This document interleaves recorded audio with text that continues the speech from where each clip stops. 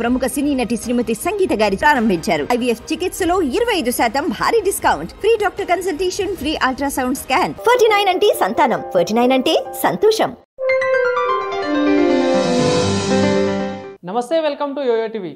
So కేంద్రంలో budget సమావేశాలు కూడా నిన్న అయిపోయాయి. కానీ అటు ఆంధ్రప్రదేశ్ చూసుకున్నా, ఇటు తెలంగాణలో చూసుకున్నా కూడా తెలంగాణకైతే అంతగా అనుకున్న స్థాయిలో అయితే ఏం రానట్టయితే కనిపిస్తుంది. సో మరి ఇదే పరంగా చూసుకుంటే ఇటు తెలంగాణలో కూడా సమావేశాలు కూడా నడుస్తున్నాయి. సో మరి ఇదే అంశం మీద మాట్లాడదాం. ప్రస్తుతం మనతో మాట్లాడడానికి కాంగ్రెస్ పార్టీ సీనియర్ నాయకురాలు, వైశాఖ కార్పొరేషన్ చైర్మన్ కల్వ సుజాత గారు ఉన్నారు. మేడం నమస్తే. సో చూశారు మీరు కూడా బడ్జెట్ సమావేశాలు కేంద్రంలో, కానీ తెలంగాణకైతే అనుకున్న స్థాయిలో అయితే రాన పరిస్థితులు అయితే కనిపిస్తున్నాయి. సో మరి ఎట్లా చూడవచ్చు, ఏం చెప్తారు దీనికి? దీనంతటికీ మూల కారణం ఎట్లా కనబడుతుందో ఒక్కసారి చూడాలి. మొన్న పార్లమెంట్ ఎలక్షన్లప్పుడు మేము అన్ని చోట్ల ప్రతి పార్లమెంట్ నియోజకవర్గాలలో ప్రచారం చేసినప్పుడు రాష్ట్ర స్థాయి ముఖ్యమంత్రి గారు ప్రచారాల్లోకి వెళ్ళినప్పుడు ప్రతి చోట మేము గాడిద గుడ్డు చూపించినాం. 10 ఏళ్లలో తెలంగాణకి ఇచ్చింది ఏంది అంటే గాడిద గుడ్డు చూపించినాం. దానికి వాళ్ళు రిటర్న్ కౌంటర్గా బీజేపీలో రకరకాలుగా మాట్లాడారు. ఇప్పుడు నేను అంటున్నా, అసెంబ్లీ సాక్షిగా రేవంత్ రెడ్డి గారు అక్కడ గాడిద గుడ్డు పెట్టుకొని వాళ్ళకి చూపియండి. మొన్న మమ్మల్ని వెక్కిరిచ్చిండ్రు, మేము ఇట్లా చెప్తే మీరు మమ్మల్ని అన్నారు, మాకు రిటర్న్ కౌంటర్లు ఇచ్చారు గాడిద గుడ్డు అని. దాన్ని ఏమో మేము ఇచ్చిన 6 గ్యారెంటీలు గాడిద గుడ్డు అని వాళ్ళు చూపించుకున్నారు. మరి ఇప్పుడు నేను అడుగుతున్నా, తెలంగాణకి ఇంత అన్యాయం చేసిన ఎవరి మీద పగ, ఎవరి మీద కక్ష, ఎవరి మీద మీకున్నటువంటి ద్వేషము అని అడుగుతున్నా. నేను కేవలం 2 రాష్ట్రాలు కనబడినా, బీహారు, ఆంధ్రప్రదేశ్. అంటే అవి కూడా ఎందుకంటే వాళ్ళకి ఇవ్వకపోతే కుప్పగూలిపోతుంది, సర్వనాశనం అయిపోతారు, పోతారు, మట్టి కలుసుకొని పోతారు. మా ఉసురు తగిలి బీజేపీ సర్వనాశనం కావాలి. ఎందుకంటే మా తెలంగాణ రాష్ట్రంలో ఉన్నటువంటి 4 కోట్ల మంది ప్రజలు ఎదురు చూసిండ్రు. ఈ కొత్త ప్రభుత్వం ఏర్పడినాక మూడోసారి బీజేపీ 2 సార్లు ఆదమర్చింది, 2 సార్లు తెలంగాణకి ఇయ్యలేదు. గతంలో బీజేపీతో అంతర్గత పొత్తులు పెట్టుకుని బీఆర్ఎస్ వాళ్ళకు ఉన్నటువంటి లూఫోల్స్, వాళ్ళకు ఉన్నటువంటి ప్రాబ్లమ్స్, వాళ్ళు చేసినటువంటి స్కామ్లు కప్పిపుచ్చుకొని బీజేపీతో ఫైట్ చేయలేదు. బీజేపీకి ₹1 అడిగే దమ్ము చాతగా లేకుండే గల్లీలో కొట్లాడిండ్రు, ఢిల్లీలో పోయి దోస్తాన్ని చేసిండ్రు అని ₹1 ఇయ్యలేదు. దాన్ని అదనుగా చూసుకొని బీజేపీ వీళ్ళు అడగలేదు, వాళ్ళు ఇయ్యలేదు. అమ్మ అడగది పెట్టనీయదు అన్నట్టు అట్లా అయిపోయింది. ఈరోజు ఏమైందంటే తెలంగాణలో మా ముఖ్యమంత్రి గారు గతంలో 10 ఏళ్ళు ఏ ముఖ్యమంత్రి కేసీఆర్ కానీ మంత్రివర్గం కానీ ఆ శాఖలకు సంబంధించి ఢిల్లీకి పోయి కలిసి ఇది మాకు తెలంగాణ కావాలి అని అర్జీ పెట్టుకున్నోళ్ళు లేరు, తెలంగాణకి నిధులు కేటాయించని కొట్లాడినోళ్ళు లేరు. కేవలం లొల్లి చేసి పొడియంలో మీదకి 1-2 సార్లు పోయి ఇగో మేము కొట్లాడినాం, బీజేపీతో మాకు వైరమే ఉన్నది తప్పించి ప్రేమ లేదు, మేము అంతర్గతంగా పొత్తులు లేవని చూపించుకున్నారు. కానీ ఈరోజు మేము అడుగుతున్నాం, తెలంగాణ మీద ఇంత వివక్ష ఎందుకు? తెలంగాణలో ఈరోజు కొత్తగా ఏర్పడినటువంటి రాష్ట్రాల్లో తెలంగాణ ఒకటి. 2 రాష్ట్రాలుగా విడిపోయిన తర్వాత తెలంగాణకు ఆంధ్రప్రదేశ్కు 10 ఏళ్ల నుంచి ఇయ్యలేదు. ఇప్పుడు వాళ్ళకి ఇచ్చిండ్రు ఎట్లా, మాకు ఇయ్యరు ఎట్లా? వాళ్ళకి ఇయ్యొద్దని మేము అడగట్లేదు, ద్వేషంతో మేము అనట్లేదు, ఇయ్యాల్సిందే.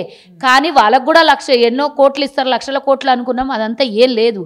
స్పెషల్ స్టేటస్ ఇస్తే ఒకవేళ చచ్చిపోతారు కాబట్టి స్పెషల్ స్టేటస్ ఇవ్వకుండా అవి ఇవి వరాల జల్లులు గురిపించారు. కానీ అవన్నీ నీటి మీద రాతలే తప్పించి అవి పెద్దగా వాళ్ళకి ఏం ఇంప్లిమెంట్ అవ్వవు. కానీ కనీసం అందులో 1వ వంతన్న మా తెలంగాణకి ఇవ్వాలి కదా. ఆ 2 రాష్ట్రాలు ఎక్కడైతే వాళ్ళకి రాష్ట్రాలు గట్టిగా ఉండాలో, ఎక్కడైతే అవసరమో వాళ్ళకి ఇచ్చుకుంటారు. గతంలో మేము ఇక్కడి నుంచి అన్ని కట్టిన పైసలన్నీ తీసుకుపోయి ఉత్తరప్రదేశ్కి, వాళ్ళ గుజరాత్కు పెట్టుకుంటారు. ఇప్పుడు ఈ 2 రాష్ట్రాలు బీహారు లేకపోతే ఆంధ్రప్రదేశ్, వాళ్ళకి 26 కోట్లు, వీళ్ళకి 15,000, 26,000 కోట్లు, వీళ్ళకి 15,000 కోట్లు. అంటే తెలంగాణ రాష్ట్రం ఏం పాపం చేసింది అంటే నీకు సపోర్ట్ చేసిన వాళ్ళకే డబ్బులు ఇస్తావా? మా రేవంత్ రెడ్డి గారు కూడా అధికారంలో ఉన్నప్పుడు ప్రభుత్వాన్ని నడిపించేటప్పుడు ఏ పార్టీలు కాదు, ప్రజలు ముఖ్యము, ప్రజలకు చేయాల్సినటువంటి పాలన ముఖ్యము, ప్రజల అవసరాలు తీర్చడం ముఖ్యము అని ఒక ప్రధానమంత్రిని సోదరుడుగా సంబోధించి మా రాష్ట్రానికి నువ్వు న్యాయం చేయాలి అని అడిగినారు. దాన్ని వాళ్ళు పట్టుకొని బడే బాయ్ చోటే బాయ్ అని వెక్కిరించారు. కానీ మేము అంత సోదరభావంతో ఉన్నా కూడా ఈ కసి మా మీద ఎందుకు?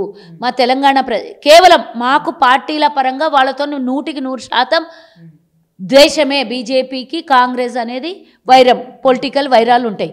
అయినా కానీ ఒక మెట్టు మేమే కిందికి దిగి తెలంగాణ ప్రజలకు రావాల్సినటువంటి హక్కులే అందాలి అని మా ముఖ్యమంత్రి గారు క్లియర్గా మా రాష్ట్రాల హక్కులు సాధించుకోవడం కోసము మేము సానుకూలంగా కేంద్రంతో వ్యవహరిస్తాము అన్నప్పుడు ఈరోజు నిన్న ప్రవేశపెట్టినటువంటి బడ్జెట్లో తెలంగాణకు మళ్ళా అదే గాడిది గుడ్డు ఇచ్చారు. ఏమి ఇచ్చిండ్రు అంటే గత 10 ఏళ్ళు అట్లని చేశారు, మళ్ళీ ఒక సంవత్సరం అంటే ఒక సంవత్సరం ఎన్నికిపోయినట్టే కదా. ఈరోజు తెలంగాణలో కేసీఆర్ చేసినటువంటి అప్పులతోని 12 లక్షల కోట్లు మొత్తం తీస్తే ఆ 12 లక్షల కోట్లకు వడ్డీలు కట్టలేక నడుములు ఇరుగుతున్నాయి. వడ్డీలకు నడ్డి విరుగుతుంది మాది. ఆ నడ్డి విరిగి ఈరోజు 6,500 కోట్ల రూపాయలు వడ్డీలు కడుతున్నాం నెలకి. జీతాలు ప్రభుత్వ ఉద్యోగస్తులకు జీతాలు ఇచ్చినట్టు 6,500 కోట్ల రూపాయలు వడ్డీలు కడుతుంటే ఈ వడ్డీల భారం మా మీద ఉండి ప్రజాపాలన నడిపిస్తూ మేము ఇచ్చినటువంటి హామీల్ని నెరవేరుస్తూ మేము ఇచ్చినటువంటి గ్యారంటీల్ని నెరవేర్చాలి అని అంటే కేంద్రం నుంచి అన్ని విధాలా కేంద్రం నుంచి, ఎందుకంటే ఇక్కడ నుంచి జిఎస్టీ పోతుంది. మీరేం మీ ఇండ్ల నుంచి ఇయ్యరు కదా. అన్ని రాష్ట్రాలకి అక్కడ దామాషా ప్రకారం ఇవ్వాల్సినటువంటి బాధ్యత మీది. ఈరోజు మాకున్నటువంటి పర్సంటేజ్ మా డబ్బును మీరు తీసుకొని పోతారు, మా పర్సంటేజ్ మాకు ఇవ్వాలి కదా. మీకు కావాల్సిన వాళ్ళకు 100కి 100% కూడా కాదు, 100కి మళ్ళీ ఒక 10 సార్లు కలిపి ఇచ్చుకున్నారు మీరు ఉత్తరప్రదేశ్ కానీ గుజరాత్ కానీ. మరి అదెందుకు మాకెందుకు అలా కనీసం ఒక 50% వాటా మాకెందుకు దక్కదు? ఎందుకు ఇయ్యరు? ఎందుకు వివక్ష? ఎందుకు సౌతి తల్లి ప్రేమ తెలంగాణ అంటే గతంలో వాళ్ళు అడగలేదు. ఈసారి మా నాయకులందరూ వచ్చి ప్రతి ఒక్క కేంద్ర మంత్రిని కలిసిండ్రు, ప్రధానమంత్రిని కలిసిండ్రు బహిరంగంగా. వీళ్ళలాగా 4 గోడల మధ్యలో పోయి కాళ్ళు పట్టుకునే బేరాలు కాంగ్రెస్ పార్టీ కానీ మా ముఖ్యమంత్రి కానీ మా మంత్రులు కానీ చేయలేదు. బహిరంగంగానే అడిగినరు. ప్రతి ఒక్కటి ఆర్థిక శాఖ మంత్రిని కలిసిండ్రు, ప్రధానమంత్రిని కలిసిండ్రు, హోంశాఖ మంత్రిని కలిసిండ్రు, వివిధ శాఖల మంత్రుల్ని కలిసిండ్రు. మరి ఎందుకు మా తెలంగాణకి మేము మాకు కావాల్సినటువంటి హక్కులు మాకు రావాల్సినటువంటి వాటా మేము అడుగుతున్నాం, మాకు ఎందుకు ఇయ్యరు? కానీ అటు బీఆర్ఎస్ నుండి కూడా వాళ్ళు ఏమంటున్నారంటే గతంలో 10 సంవత్సరాలు కేసీఆర్ అదే అహంకారం వల్లనే కేంద్రం నుండి నిధులు తెచ్చుకోలేకపోయారు. ఇప్పుడు మీరు బడే బాయ్ చోటే బాయ్ అన్నా కూడా మీరు కూడా అదే చేశారు కదా, మీరు తెచ్చుకునేది ఏందని కూడా ప్రధానంగా కేటీఆర్ ప్రశ్నిస్తున్నారు. ఏమంటారు దీనికి? ఆ కేటీఆర్కి బుద్ధుండి మాట్లాడుతున్నాడో బుద్ధి లేకుండా మాట్లాడుతున్నాడో ఒక్కసారి చెప్పాలి. సర్వనాశనం చేసిపోయింది కాక రాష్ట్రాన్ని 12 లక్షల కోట్ల అప్పు చేసిపోయింది కాక ఈ అప్పు భారం మా మీద వేసింది కాక మళ్ళీ మాట్లాడుతున్నాడు.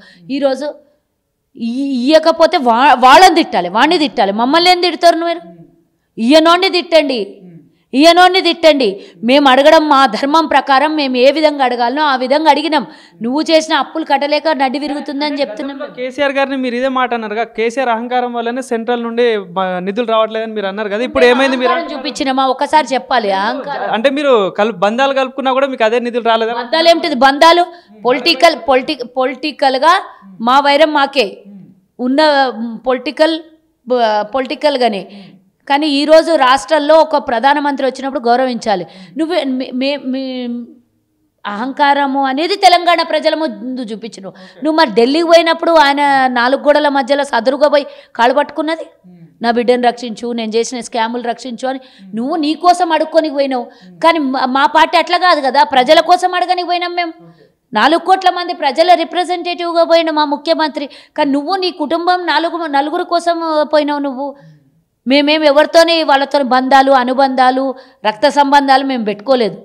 కేవలం తెలంగాణ ప్రజలకు ఈరోజు ప్రభుత్వంలో అధికారంలో ఉన్నాం, మా బాధ్యతగా మేము వెళ్ళి అడిగినాం. ఇయ్యం దానికి వాళ్ళని అడ్డి ఇరగొట్టాలి, వాళ్ళని అడగాలి. రేపు పొద్దున తెలంగాణ ప్రజలకు మళ్ళొకసారి వాళ్ళు ఏమన్నా అడగడానికి బీజేపీ వాళ్ళు వస్తే వాళ్ళని నిలదీయాలి.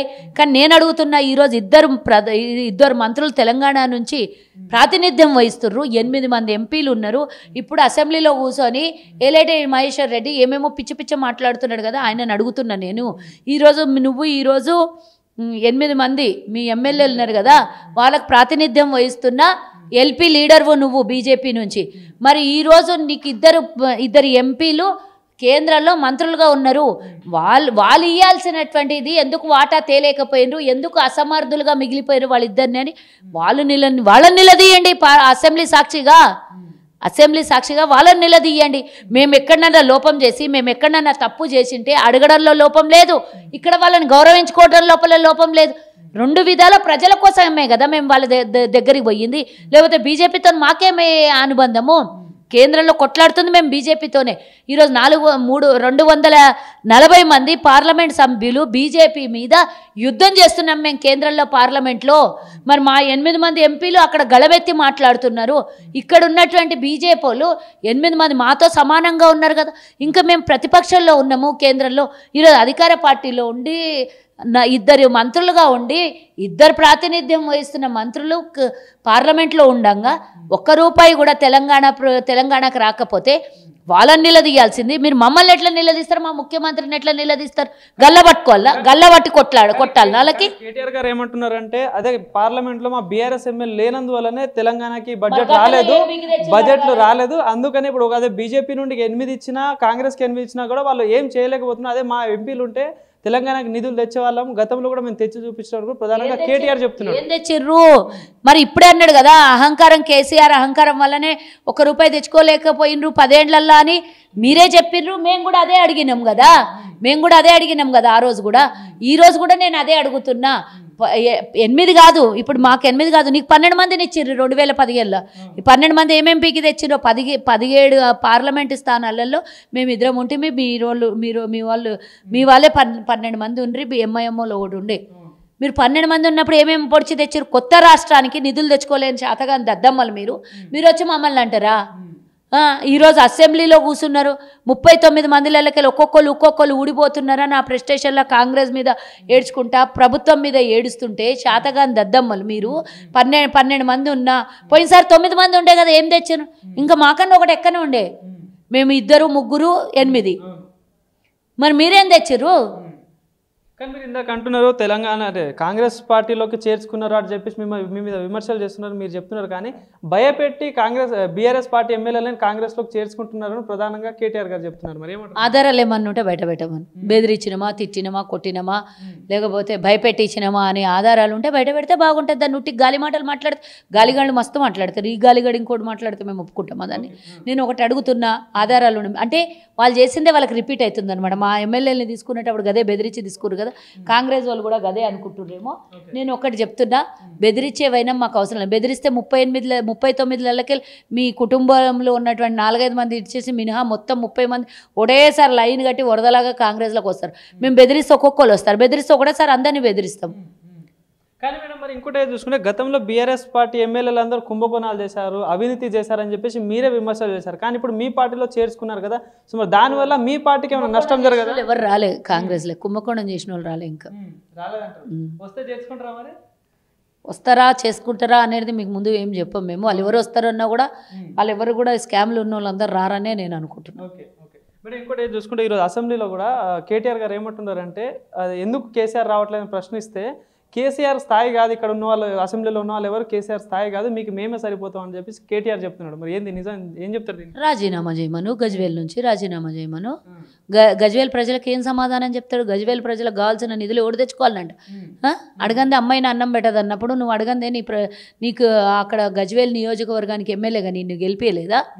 రాజీనామా చేయి ఫస్ట్. అడబడే ఎవరు పనికిరారు అన్నప్పుడు అసెంబ్లీలో కూర్చుని అసెంబ్లీ స్థానం కేసీఆర్ది కాదు అన్నప్పుడు పోయి అడగూసుంటే అడగూసో, నీ స్థానం ఏడున్నది అడపోయి కూర్చో. ఇప్పుడు అడిగైతే రాజీనామా చేయి ఫస్ట్. అసెంబ్లీకి రానోని సస్పెండ్ చేసి పడేయాలి, ఎమ్మెల్యేగా సస్పెండ్ చేసి పడేయాలి. ఎన్నిసార్లు రాకుండా ఉంటావు? అప్పుడు రాకుండే, ఇప్పుడు రాడు. అప్పుడు అసెంబ్లీకి వచ్చి ఇట్లా వెళ్ళిపోతుండే, ప్రగతి భవన్లోకి వెళ్ళి కాలు బయటికి పెట్టకుండే, ఫామ్ హౌస్లోకి వెళ్ళి నిద్రలోకి వెళ్ళి ఇవ్వకుండే, కుంభకర్ణుడు అన్న 3 నెలలకు 6 నెలలకు ఒకసారి బయటికి వెళ్తుండే. నేను అది కూడా వెళ్ళకుండే కదా. నువ్వు వస్తావని మాకే నీ అక్కడ ఉన్నోళ్ళ స్థానం కాదు, నీ స్థానం కాదు. ఏం మొహం పెట్టుకొని వస్తావు? రేవంత్ రెడ్డి కళ్ళల్లో కళ్ళు పెట్టి చూసుకునే ధైర్యం దమ్ము ఉందా ఇప్పుడు నీకు? మా ముఖ్యమంత్రి గారిని చూస్తే దమ్ము ధైర్యం లేక శాతగాక తప్పు చేసినోడు ఎవరికైనా శాత కాదు కదా. నిటారుగా రేవంత్ రెడ్డి గారు ఇట్లా చూసే దమ్ము ఉందంట. నేను కేసీఆర్కి చెప్పమని చెప్పు, కళ్ళల్లో కళ్ళు పెట్టి రేవంత్ రెడ్డి గారిని చూసే దమ్ము లేకనే వస్తలేడు. అప్పుడేమో తొంటి ఇరిగిందని చెప్పి అప్పుడు రాలేడు, ఇప్పుడేమి ఇరిగిందని రాకొచ్చిండు. మరెందుకు ఆ స్థాయి అవసరమే లేదు. నువ్వు రాజీనామా చేసి పడి ఆ అసెంబ్లీలో ఎవడు కూర్చోనాలనుకుంటాడు ఆడొచ్చి ఆడ పోటీ చేస్తాడు. కానీ మీరు ప్రధానంగా కేటీఆర్ గారిని ఏమంటున్నారు? అరే తండ్రి పేరు చెప్పుకొని వచ్చారు రాజకీయాల్లోకి అని అంటున్నారు. కానీ ఈరోజు కేటీఆర్ గారు ఈరోజు ఏమన్నారంటే పేమెంట్ బ్యాచ్లో పిసిసి అధ్యక్షులుగా రేవంత్ రెడ్డి ముఖ్యమంత్రిగా కొనసాగుతున్నారని చెప్పేసి కేటీఆర్ చేస్తున్నారు. ఎవరికి పేమెంట్ చేసినా ఆయన అడగమని పూర్తిగా వివరాలు చెప్తాడు. దానికి ముఖ్యమంత్రి అయ్యాడని చెప్పి అవును, నేను అడుగుతున్నా, ఏమన్నా మీరు తలసాని శ్రీనివాస్కో లేకపోతే ఇంకోరికి ఎర్రయ్యకు గొర్రయ్యకు ఇచ్చిన మంత్రి పదవుల్లాగా అనుకుంటారా? కాంగ్రెస్లో ఇంత పోటీ ఉంటుంది, ఇంతమంది లీడర్లు ఉంటారు, ఊరికి ఎవరో ఇట్లా పోయి ఆడ సీట్లలో కూర్చోరాడా, అన్ని కింది ఆయన నుంచి స్క్రూటినీలు అయ్యి మీదికి పోతారు. మీలాగా మోనోపోలీ లాగా నేనే ఏకచక్రాధిపతినని మీ అయ్యే ఏం చెప్తే అది తెలంగాణలో పక్క పార్టీల నుంచి వచ్చిన 12 మందికి ఎమ్మెల్యేల మంత్రి పదవులు ఇచ్చుడు, 12 మందిని ఒక్కటేసారి గంపగుత్తగా తీసుకొని అలా తెలంగాణ వ్యతిరేకులకు పదవులు ఇచ్చుడు కాంగ్రెస్లో జరగదడా?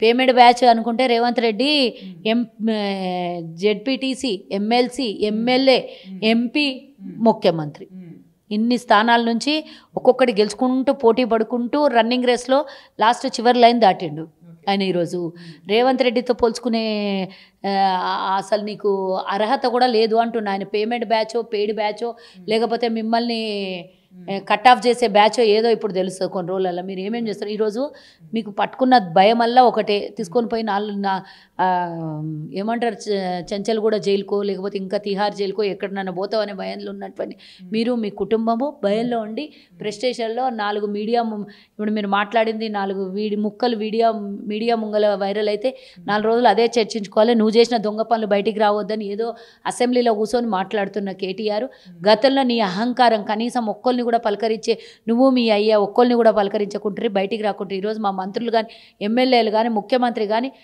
దర్వాజా కుల్లా పెట్టిండ్రు. ఎవడన్నా ఏ రాత్రి అయినా సరే, రాత్రి వరకు పడుకునే రాత్రి వరకు ఎవరైనా కలవచ్చు. ఎక్కడ పోయినా కూడా వాళ్ళకు ఉన్నటువంటి సమస్యల్ని పరిష్కరించుకోవడానికి మంత్రుల దగ్గరికి, ఎమ్మెల్యేల దగ్గరికి, ఎంపీల దగ్గరికి, ఇంకా ముఖ్యమంత్రి దగ్గర పోవడానికి అందరి దగ్గర అవకాశం ఉన్నది. మీరు 4 గోడలు బంద్ చేసి మీకు కావాల్సిన వాళ్ళకి లోపల కూర్చోబెట్టుకొని పైసలు ఇచ్చినోనికి పదవులు ఇచ్చి, పైసలు ఇచ్చినోనికి కాంట్రాక్ట్లు ఇచ్చారు. మీరు మా దగ్గర అట్లా కాదు కదా, ఓపెన్ ఉంటుంది మాదంతా. సో మరి 6 గంటల విషయంలో ఏం చెప్తారు? ఎందుకంటే మొన్న రుణమాఫీ కూడా మీరైతే ఆ ఏకకాలంలో 2 లక్షల రుణమాఫీ అందరికి చేస్తా అని చెప్పి, ఎవరైతే అర్హులు ఉంటారో అందరికి చేస్తా అని చెప్పి, కానీ మొన్న కొందరికి అయింది. సో ఎందుకు ఇట్లా రైతుల పట్ల ఇట్లా వ్యవహరిస్తుంది ప్రభుత్వం అంటూ కూడా హరీష్ రావు చెప్తున్నారు. పిచ్చోడు అన్నాడు, రాయి తీసుకొని కొట్టుండు ఆ పిచ్చోనికి. హరీష్ రావుకి ఏం పని లేదు. నేనంటున్నా రాజీనామా పత్రం రెడీ పెట్టుకున్నావా, రెడీగా ఉండు అన్న. ఆగస్టు 15 లోపల వేయకపోతే రాజీనామా చేస్తాను. ఆల్రెడీ ఒక విడత అయిపోయింది. ఆ పిచ్చోనికి ఏం తెలుస్తుంది సంఖ్యల లెక్క? ఆ పిచ్చోనికి ఏం తెలుసు ఎంతమంది కప్పులు ఉన్నాయి? ఆ పిచ్చోనికి ఏం తెలుసు రైతుల బాధ ఏం తెలుస్తుంది? 10,000 20,000 వేసి వాళ్ళ వడ్డీలకు సరిపోకుండా ఇబ్బంది పెట్టిన వాళ్ళు మీలాగా. మొన్న 1 లక్ష లోపల ఉన్న రుణమాఫీ ఒక్కరికి కూడా మిగలకుండా 6,500 కోట్ల రూపాయలు ఏకకాల రుణమాఫీ. అందరు ఫోన్లలో మెసేజ్లు వచ్చినాయి. 1 లక్షలు చేస్తున్నారు కదా మేడం. అరే అది కూడా పిచ్చోని తెలియకపోతే ఎట్లా? మొత్తం క్లియర్గా ముఖ్యమంత్రి గారు సమావేశం పెట్టే చెప్పిండు. ఈ నెల 30 తారీఖు వరకు మొన్న 6,500 కోట్లకు పైగా 6,900 కోట్లు అనుకుంటా, మొన్న 7,000 కోట్లకు దగ్గరగా రుణమాఫీ 1 లక్ష లోపల ఉన్నోళ్ళకి చేసిండ్రు. 2వ విడతగా 1,500,000 ఉన్నోళ్ళకి, 3వ విడతగా 2 లక్షల లోపల ఉన్నోళ్ళకి రుణమాఫీ జరుగుతుంది. మొత్తం 31 లక్ష కోట్లు. ఎవరికి కూడా ఆధార్ కార్డు లింకప్ అవసరం లేదు, ఎవరికి కూడా వాళ్ళు వీళ్ళు అనేది లేదు. ప్రతి పేద రైతు, అప్పు తెచ్చుకునే ప్రతి రైతుకి మొత్తం డిసెంబర్ 9వ తారీఖు లోపల, మొన్న 23 డిసెంబర్ 9వ తారీఖు లోపల ఉన్నటువంటి అప్పు 2018 డిసెంబర్ 12వ తారీఖున ఆయన ఇచ్చినటువంటి స్టేట్మెంటు, కేసీఆర్ ఇచ్చినటువంటి స్టేట్మెంట్కే కట్టుబడి 11వ తారీఖు నుంచి లెక్కలోకి తీసుకొని మొన్న డిసెంబర్ 9వ తారీఖు వరకు చేసిన అప్పులు రుణమాఫీ క్లియర్ కట్గా ప్రతి ఒక్కరికి అయిపోయినాయి. సగం మందికి ఇప్పుడు 7,000 కోట్ల రూపాయలు 1 లక్ష లోపల ఉన్న వాళ్ళకు పూర్తి స్థాయిలో అయిపోయినాయి. ఎక్కడన్నా ఒకళ్ళిద్దరికి ఎవరికన్నా అకౌంట్లలో క్లియర్ కాకపోతే కూడా వాళ్ళకి ఏదన్నా సాంకేతిక లోపాలు ఉన్న వాళ్ళకి అది కూడా మా అక్కడ ఉన్నటువంటి డిపార్ట్మెంట్లకు కన్సల్ట్ చేస్తా. అక్కడ ఉన్నటువంటి ఆర్డీఓ, ఎంఆర్ఓలు వీళ్ళందరినీ కలిస్తే కనుక మా ఎమ్మెల్యేలకి, ముఖ్యంగా మా ఎమ్మెల్యేలకు కలిస్తే ఎక్కడ చిన్న ప్రాబ్లం ఉన్నా కూడా వాళ్ళు సార్ట్అవుట్ చేసేసి రుణమాఫీ క్లియర్గా 1 లక్ష లోపల ఉన్న వాళ్ళకి 29వ తారీఖు వరకు క్లియర్ అవుతాయి. ఇంకేమన్నా కాలేదనుకుంటే కూడా పెద్ద మేజర్ సాంకేతిక లోపాలు ఉన్నా కూడా ఆగస్టు 15వ తారీఖు వరకు ప్రతి ఒక్కలా క్లియర్ అవుతాయి. దాంట్లో ఆ పిచ్చోడికి చెప్పు, నీకు తెలియదురా, తెలియకపోతే తెలుసుకో. రేవంత్ రెడ్డి వీడియో పెట్టి చూడు. రేవంత్ రెడ్డి గారు క్లియర్గా చెప్పిండు, 1వ విడత, 2వ విడత, 3వ విడత. నువ్వు రాజీనామా చేయనికి బుగులు పడి గిసుంటి ముచ్చట్లు మాట్లాడుతున్నావు. ఒకటంటే ఒకటి, ఎల్లి అంటే మళ్ళీ అంటాడు, మళ్ళీ అంటే ఎల్లి అంటాడు.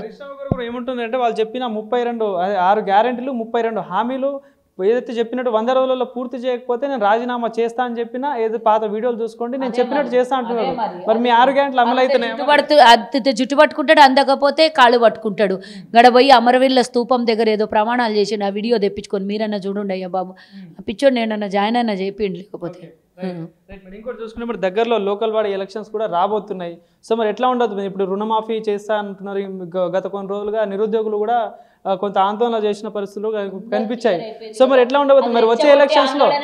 ఇప్పుడు ఎందుకు చేస్తలేరు? కంటిన్యూ చేయాలి కదా, వాళ్ళకి సమస్యలు కంటిన్యూ ఉంటే కంటిన్యూ ధర్నాలు చేయాలి కదా. ఎందుకు మరి అందరు సామరస్యంగా ఎగ్జామ్స్ రాస్తుర్రు, డిఎస్సి ఎగ్జామ్స్ ఎందుకు రాస్తుర్రు?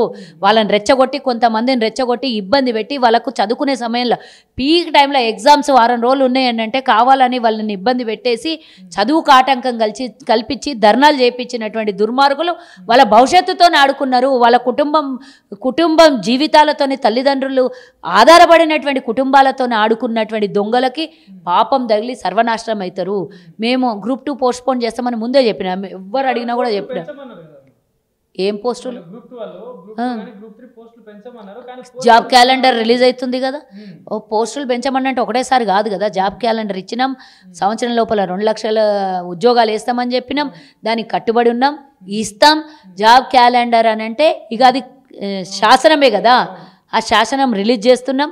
అది అయిపోయిన తర్వాత ఈరోజు ఒక్కరోజుతో ఉద్యోగాలు అయిపోవు కదా. ఇప్పుడు ఇచ్చి కంప్లీట్ చేసి ఇక నేను మళ్ళీ 5 ఏళ్ల దాకా వెయ్యానంటే కరెక్ట్? అది ఎప్పుడెప్పుడైతే వేకెన్సీస్ ఉంటాయో అప్పుడప్పుడు అన్ని డిఎస్సి కానీ ఇంకా 6,900 ఏవో భర్తీ, మళ్ళీ కూడా కొత్తవి కూడా నోటిఫికేషన్లు విడుదలైతే. బట్ విక్రమార్క గారు చెప్పిన ఇట్లా జాబ్ క్యాలెండర్లో మేము పూర్తిగా 2 లక్షల ఉద్యోగాల్ని భర్తీ చేసే కార్యక్రమం పెట్టుకుంటాం. ప్రతి జాబ్ క్యాలెండర్లో ఈ 5 ఏళ్లకు మా జాబ్ క్యాలెండర్ రెడీ అవుతుంది. దాంట్లో మీరు ఏం టెన్షన్ పడకండి, మీ సమక్షంలోనే మేము బయటనే రిలీజ్ చేయొచ్చు. కానీ మా దొంగల పరిపాలన కాదు, బాధ్యత ప్రజల మధ్యలో ప్రజలు ఇచ్చిన తీర్పుతో గెలిచిన వాళ్ళం అసెంబ్లీలో పెట్టి, వాళ్ళ అసెంబ్లీలో ధరణిని పెట్టలే, అసెంబ్లీలో వాళ్ళు చేసినటువంటి మోసాలు, ఇదే అసెంబ్లీలో కాళేశ్వరం ప్రాజెక్టు పెట్టి పాస్ చేయించుకోలే బిల్లు, వాళ్ళు ఇష్టానుసారంగా చేసుకున్నారు వాళ్ళు. కాబట్టి మేము అట్లా దొంగల పనులు చెయ్యం. మేము ఏది చేసినా నిక్కార్సుగా, నిజాయితీగా ప్రజలకు చూపించి ప్రతి పని చేస్తాం. మీ ప్రతిపక్షాలకు కూడా చెప్పి మీ అంగీకారం తీసుకొని చేస్తాం. మాకంటూ ఒక సిస్టమ్ ఉన్నది. సిస్టాన్ని తయారు చేసిన వాళ్ళమే మేము కదా. సిస్టాన్ని తయారు చేసిన వాళ్ళం మేము. సిస్టాన్నే తప్పుదారి పట్టియొద్దు కదా. ఆ సిస్టమ్ అంటే ఏందో మాకు తెలుసు. సిస్టమ్ అంటే డిసిప్లిన్ ఉన్నోళ్ళం, సిస్టమ్ అంటే రెస్పెక్ట్ ఇచ్చేటోళ్ళం మాకు తెలుసు. మీలాగా కాళేశ్వరం లాగా, మీలాగా ఇంకోటిలాగా ధరణిలాగా చేసే పనులు మా దగ్గర కాదు. జాబ్ క్యాలెండర్ రిలీజ్ చేసినాం, ఆమోదానికి రెడీగా ఉండండి. Thank you madam.